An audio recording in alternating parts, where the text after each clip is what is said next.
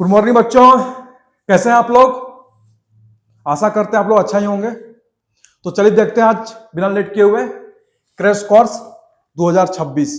ठीक है, ये इंपॉर्टेंट टॉपिक है आप लोग के लिए। किरचॉफ्स फर्स्ट लॉ और पॉइंट रूल, जिसको जंक्शन रूल भी कहते हैं। जंक्शन रूल मतलब जब कोई लाइन, जब किसी एक पॉइंट पर कोई बाहर से कोई लाइन आएगी, ठीक है, और उसी पॉइंट से, किसी पर्टिकुलर पॉइंट से वही लाइन बाहर निकलेगी या आउटगोइंग होगी, उसी को कहते हैं हम लोग जंक्शन। ठीक है ना, जैसे रेलवे जंक्शन, जब बहुत सारे ट्रेनें किसी एक पॉइंट पर आते हैं, ठीक है, किसी एक स्टेशन पर आते हैं, फिर उसी स्टेशन से किसी और दूसरे स्टेशन के लिए कोई बहुत सारे ट्रेनें जाते हैं, तो उसको क्या कहते हैं, जंक्शन, है ना।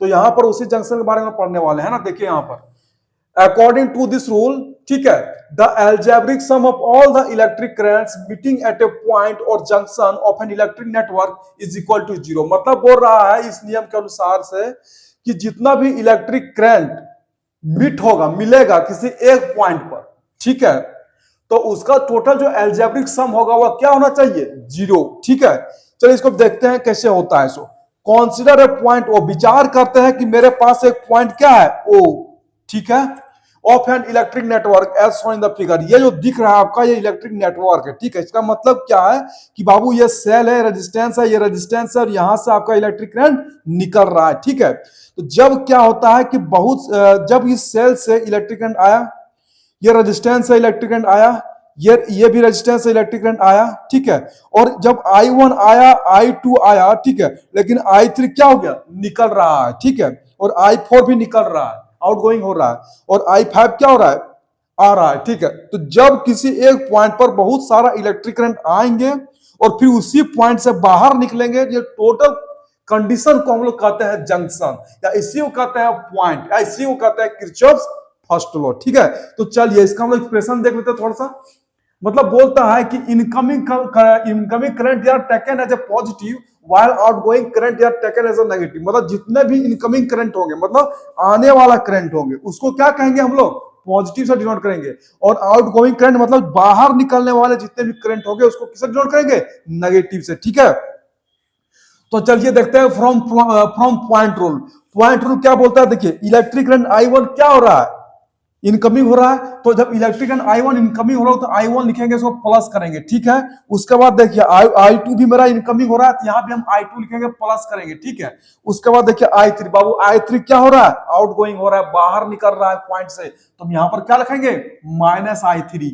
ठीक है, अब उसके बाद देखिए I4 भी जो इलेक्ट्रिक करंट है वो बाहर निकल रहा है। ठीक है, तो यहां पर भी रखेंगे बाबू हम लोग I4। ठीक है, उसके बाद देखिए I5 जो होता है आ रहा है। ठीक है, तो जब आ रहा है तो हम लोग इनकमिंग करंट को किधर डिनोट करते हैं, पॉजिटिव से डिनोट करते हैं। टोटल कितना हो जाता है, टोटल आपको भी बताया था ना किरचॉफ्स लॉ से कि एल्जेब्रिक सम जो होता है किसी एक पॉइंट पर, एल्जेब्रिक सम होता है किसी एक पॉइंट पर, ठीक है, जितने भी इनकमिंग करंट होता है, आउटगोइंग करंट होता है, टोटल जो उसका होता है एल्जेब्रिक सम क्या होता है, इक्वल 0 होता 0 होता है। ठीक है, तो इसीलिए यहां पर हम टोटल क्या लिख दिए हैं, 0, कोई दिक्कत नहीं। अब देखिए बाबू, यहां पर जितना भी प्लस प्लस है उसको एक जगह पर रखो। ठीक है, LHS को राइट हैंड साइड में रखो, और जितना नेगेटिव है उसको RHS में ले जाओ, लेफ्ट हैंड साइड रखो। ठीक है, यानी बराबर के राइट साइड ले जाओ। देखो I1 यहां रख दिए, फिर यहां पर I2 रख दिए।